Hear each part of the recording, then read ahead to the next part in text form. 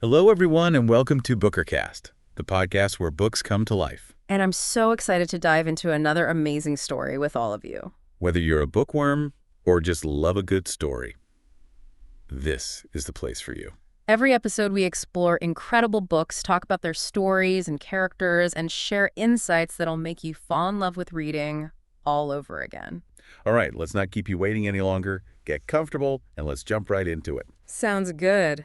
All right, let's dive in. Today, we're looking at The Immortality Key by Brian C. Muraresku. Have you had a chance to check it out? Absolutely, yeah. It's quite the journey, exploring psychedelics and ancient spiritual practices, especially how they connect to early Christianity. Yeah, and trying to figure out what it all means for, well, faith, ritual, that kind of thing, the search for transcendence. Yeah. But the thing that really got me right off the bat is that Muraresku is, get this, a self-proclaimed atheist. Right. It's not exactly the background you'd expect for someone diving into the history of religion and mystical experiences. Exactly. But he's very upfront about it. Starts out talking about how much he hated organized religion as a kid, but then later on has these intense ayahuasca experiences that totally rock his world. Yeah, he doesn't shy away from the power of those encounters, describes them as very vivid, very convincing, and challenging. And in one of them, he has this encounter with what he calls Mother Ayahuasca. Oh. Yeah, it appears to him as a giant boa constrictor, and it leaves him with a message about kindness and compassion, which I think speaks to the core of what he's exploring in the book, Can profound experiences, even life-changing ones, happen outside of what we consider traditional religious beliefs? That's a great question. Yeah. And it makes you wonder, right, what really is the nature of spirituality if these mind-blowing things can occur outside of organized religion? Absolutely. And to explore that question further, Muraresku brings in the story of Dinah Baser, a cancer survivor, and she finds solace and a sense of, transcendence through these guided psilocybin sessions at Johns Hopkins. Yeah, Dinah's story was incredibly moving, and it really ties in with the work of Dr. Roland Griffiths and the whole psychedelic research unit there at Johns Hopkins. They've actually demonstrated scientifically that psilocybin can create mystical experiences that are basically indistinguishable from those reported by religious figures throughout history. And that brings up such a fascinating question, doesn't it? Are we, as humans, biologically wired for these sorts of mystical experiences? Is there something in our brains, that predisposes us to these transcendent states, regardless of whether we're religious or not? Yeah, it's a pretty mind-blowing concept. And then Muraresku takes us back in time, way back, to the ancient world, specifically the Eleusinian mysteries. Yeah, and that's where I started to get really hooked, that connection between those modern psychedelic experiences and these ancient rituals. I mean, the Eleusinian mysteries, these secret ceremonies dedicated to Demeter and Persephone, they went on for over 2,000 years. People traveled from all over the Mediterranean to be a part of them. Okay, so we have ancient Greeks, mysterious rituals. What's the connection to psychedelics, though? Well, the key might lie in a ritual drink called the kykeon. It was central to these Eleusinian mysteries. And Muraresku, along with some scholars, he believes that this drink, this kykeon, probably had some psychoactive ingredients in it. Things that could induce visions and these really transformative experiences for those participating in the mysteries. Oh, wow. So they were tripping out on this ancient Greek potion. Yeah. But what kind of evidence do we have for that? He does a really good job of pulling together evidence from a lot of different sources. Yeah. Archaeological findings, ancient texts, And he even brings in modern research. He even goes to Eleusis himself, the actual site. Oh, wow. Yeah, and talks to Calliope Papangeli, who's the expert on the mysteries. Wow. So he's really digging into this. And what stood out to you? What were the most interesting pieces of evidence? Well, one of the big ones has to do with the kykeon itself. While the exact recipe, we don't know it for sure, a lot of researchers think that it probably contained ergot. Ergot. Yeah, it's a fungus, grows on barley. Okay. And it has, get this, psychedelic properties. So this wasn't just some casual barley drink. This stuff could really mess with your head. Exactly. And when you look at what people said about the visions and the experiences they had during the mysteries, the effects of ergot really line up. That's crazy. Yeah. It really makes you think, though, was this unique to the Greeks? Were other ancient cultures, doing similar things? Did they have these mind-altering rituals as well? That's what makes Muraresku's work so fascinating. because he takes us even further back. He starts looking at evidence for, ritualistic brewing, and we're talking about sites like Rakfet Cave and Göbekli Tepe, like Stone Age stuff. Whoa, wait, so prehistoric humans might have been using psychoactive beverages in their rituals. What was the purpose of that, do you think? Well, some researchers have this idea they call the feasting model. It suggests that maybe early humans used these drinks to bond socially Oh, interesting. or to connect with spirits, maybe even, communicate with the dead. So they were pushing the boundaries of consciousness, trying to connect with something beyond their everyday world. Yeah. And you're saying that this wasn't just some isolated thing, it was actually pretty common. That's what Muraresku's research suggests. He even links it to the spread of agriculture. Proposes that maybe the knowledge of psychedelics, it traveled with the early Indo-European people as they migrated out of Anatolia, spreading agriculture, spreading these Wow. ritualistic practices. So these ancient rituals, they weren't just some random events. It's like they were woven into these early societies, maybe even played a part in how civilizations developed. It really makes you think about how those societies functioned, what they valued. And it sets the stage for looking at how these practices evolved, how they might have influenced later religious traditions, including, well, Christianity. Okay, so it's amazing to think about, right? That practices we see as taboo today were so normal back then. Yeah. And this leads us to one of the more controversial parts of the Immortality key, that link between ancient psychedelic rituals and, well, the Christian Eucharist. I have to admit, I was skeptical at first. Yeah, it's definitely a bold claim. But Muraresku, he makes a pretty strong case when he compares the Eucharist to, well, earlier pagan rituals. Those rituals where they consume something sacred to try to connect with the divine. I see what you're saying, but it feels like a big leap to go from ancient Greek rituals to, the roots of Christianity. Yeah. What evidence does he use to back that up? Well, he points out that early Christian practices, things like agape meals and refrigeria, often involved communal eating and drinking, and, often in secret, which reminds you of the mystery cults. Right, and how secretive they were. Exactly, and their use of those special drinks. It makes me think about that part in Corinthians where Paul's scolding the Corinthians for getting a little too wild during their agape feasts. Oh, yeah. Is it possible that there was something else going on there, besides just bread and wine? It's definitely a possibility, and when you factor in what was happening in the ancient Near East, that extreme beverage culture, where wine was often mixed with all sorts of herbs and spices, some of them, well, they could have been psychoactive. So you're saying early Christians might have been using psychedelics as part of their rituals? That's a pretty big idea. It is. It's a big idea. And of course, there's debate about it. But Muraresku, he's got some interesting archaeological evidence that supports this theory.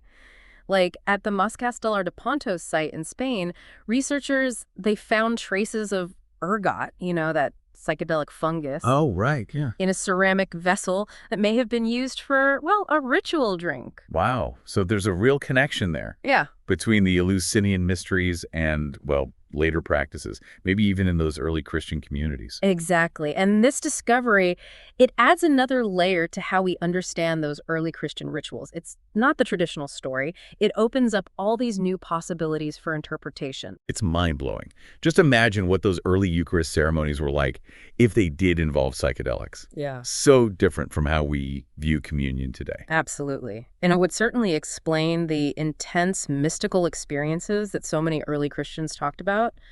But why, if these practices were so widespread, why were they suppressed? Well, Muraresku's argument is that as the church gained power, they wanted to, well, consolidate that power. Anything that threatened their control, anything like those substances that could cause unpredictable spiritual experiences. Right. Well, that was probably seen as a danger. And it wasn't just about control, though. There was this deep-seated fear of the feminine and the power of altered spates, particularly those associated with women. Women who had that knowledge of herbal remedies and, the mysteries of nature. So you could see the persecution of witches, often those women who knew about plants and their, well, medicinal and psychoactive properties as part of this larger attempt to, squash those alternative forms of spirituality. Exactly. And the irony, right, is that trying to suppress knowledge so often just drives it underground where it continues to influence things. And that brings us to today, to the renewed interest in psychedelics, not just for therapy, but for those mystical experiences they can create. Do you see this as like a reawakening of those ancient traditions? I think it's part of a much bigger shift, a growing awareness that there are many paths to spiritual understanding, and that altered states of consciousness, they have a role to play in healing and transformation. Muraresku really makes you rethink how you see the history of religion, Yeah. and the nature of spirituality itself. Absolutely. He's basically saying that wanting to connect with something bigger than ourselves, something beyond our ordinary reality, that's a basic human impulse. And it's expressed itself in so many ways throughout history, often through using those mind-altering substances. And it really makes you wonder, what if they hadn't suppressed these practices? How would things have turned out differently if those alternative traditions had been allowed to grow? That's a really interesting question, and that's what the immortality key pushes us to consider. It's like re-examine what you believe, look beyond the usual story, and ask yourself, maybe there's more to the story of human spirituality than we've been told.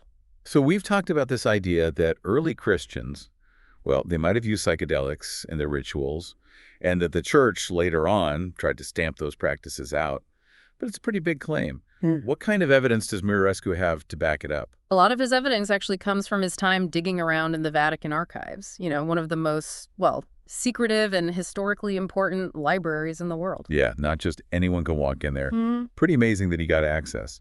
So what did he find? Like, what were some of the most interesting discoveries he made in those archives? Well, he found a bunch of detailed records from the Roman Inquisition, accounts of the persecution of people they considered heretics, especially women who knew about herbal remedies and, well, maybe even psychedelic substances. It's kind of a dark look into how far the church was willing to go to, control what people believed and how they practiced their spirituality. Yeah, it's a reminder of how sometimes the quest for power and control, especially in religious institutions, can lead to some pretty dark places, trying to silence those who don't fit the mold. And Muraresku's point is that it wasn't just about, getting rid of competition or enforcing a strict set of beliefs.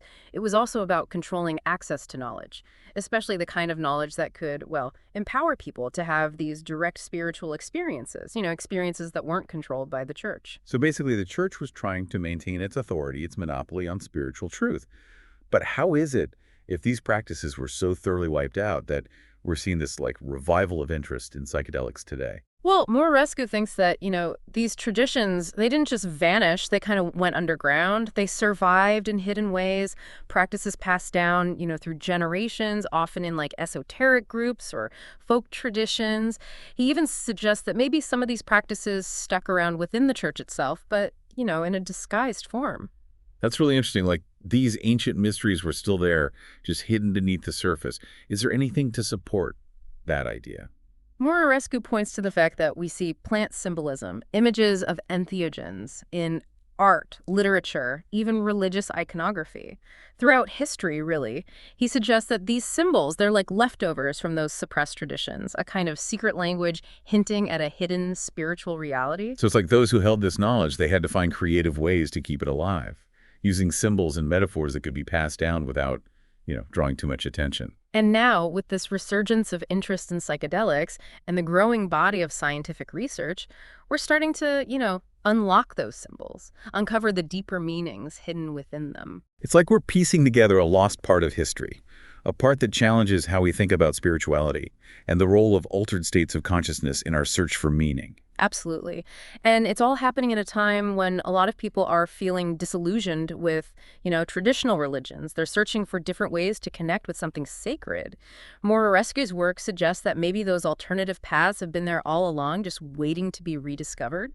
So where do we go from here? What does all of this mean for us now in the 21st century?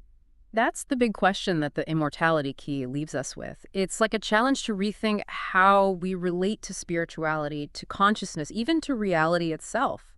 It invites us to explore those alternative paths, to, take back our own spiritual authority, and to create rituals and practices that honor the wisdom of the past while embracing, well, the insights of modern science. It's a powerful message, and I think it resonates with a lot of people who are looking for a more, well, holistic and embodied approach to spirituality. Exactly. And it reminds us that the search for meaning, for transcendence, it never really ends. It requires us to stay open to new ideas, challenge what we think we know, and embrace the mystery and wonder that, well, that's at the heart of being human. This deep dive into the immortality key, it's been incredible. It's given me so much to think about. A whole new way of looking at religion, consciousness, the power of symbols and rituals. I'm glad to hear that. And I hope it encourages our listeners to, keep exploring these ideas, maybe even check out the book for themselves, do their own deep dive into the mysteries of human consciousness and, well, that age-old search for the divine. Thanks for joining us on this amazing journey. We hope it's piqued your curiosity. And until next time, keep questioning, keep searching, and keep the conversation going. And that's a wrap for today's episode of Bookercast. We hope you enjoyed diving into it as much as we did. Thank you so much for spending your time with us. Your support means the world, and we can't wait to hear your thoughts on this episode. Don't forget to subscribe, hit that like button, and share this episode with your fellow book lovers. And let us know your thoughts in the comments below. We love hearing from you. See you in the next deep dive. Bye for now, and happy reading.